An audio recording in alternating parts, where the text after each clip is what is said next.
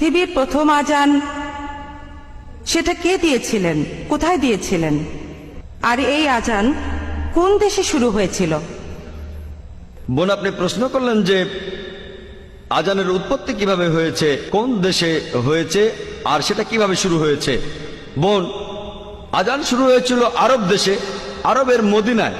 আর সহিহ হাদিসে উল্লেখ করা আছে যে মদিনায় মসজিদ তৈরি করার পর নবীজি এবং সাহাবারা সালাতের ব্যাপারে আলোচনা করছিলেন, কিভাবে মানুষকে আহ্বান করা হবে। কেউ কেউ বলল ড্রাম বাজাও, কেউ বা বলল শাক বাজাও, এক একজন এক এক কথা বলল। হাদিস বলছে তখন একজন লোক, সেই লোক তার স্বপ্নের মধ্যে আজান শুনল। সে শুনল আজানের আওয়াজ, যেটা আমি আগে বলেছিলাম মানুষের কণ্ঠে।